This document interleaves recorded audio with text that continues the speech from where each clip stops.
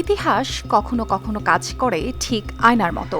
সামনে যা দেখা যায় তা সঠিক নয়, পেছনের প্রতিফলনই সত্যটা দেখায়। আর সেই আয়নায় যখন তাকানো হয় তখন একটাই প্রশ্ন বারবার ফিরে আসে, যুক্তরাষ্ট্রকে কি সত্যিই বিশ্বাস করা যায়? ভোরের আলোয় হোয়াইট হাউস শান্ত, সাদা ভবনটা যেন স্থির দাঁড়িয়ে থাকে, কিন্তু এই দেয়ালের ভেতরে নেওয়া অনেক সিদ্ধান্ত ঝড় তুলেছে পৃথিবীর নানা প্রান্তে। সাম্প্রতিক সময়েও সেই ঝড় আবার দেখা গেছে ইরান ইস্যুতে। ক্ষমতায় থাকা ট্রাম্প নিজের অবস্থানকে তুলে ধরতে চেয়েছেন জয় হিসেবে, কিন্তু বাস্তবে পরিস্থিতি ইঙ্গিত দেয় অন্যরকম।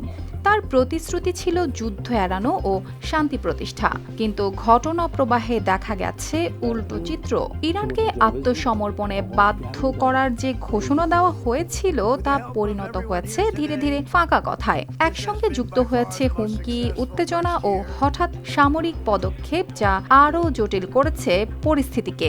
এখানেই প্রশ্নটা আরও গভীর হয়, কারণ এটি নতুন কিছু নয়। ইতিহাসে এমন অনেক ঘটনা আছে যেখানে যুক্তরাষ্ট্র চুক্তি করেছে কিন্তু পরে তা ভেঙে দিয়েছে। 2015 সালে হয়েছিল joint comprehensive plan of action নামে একটি গুরুত্বপূর্ণ পারমাণবিক চুক্তি।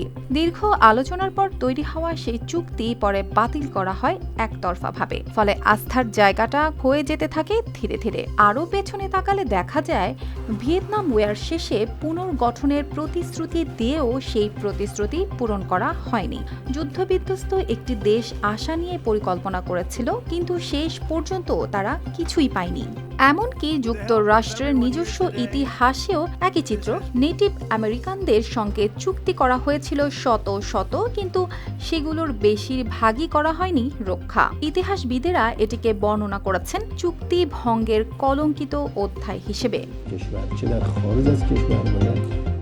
এই ধারাবাহিকতার মধ্যেই বর্তমান দাঁড়িয়ে আছে ইরান পরিস্থিতি। ইরান এখন রয়েছে সতর্ক অবস্থানে, কারণ তাদের অভিজ্ঞতা বলছে শুধু কথার উপর নির্ভর করা ঝুঁকিপূর্ণ।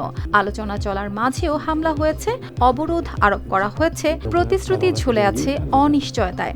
সব মিলিয়ে ছবিটা যেন একটাই গল্প বলে, ক্ষমতার পালাবদল হয় কিন্তু নীতির ধারাবাহিকতা বদলায় না। প্রেসিডেন্ট বদলায় কিন্তু আচরণের ধরন একই থাকে। This has been by far the most successful first year. Arpita Jahan, RTV।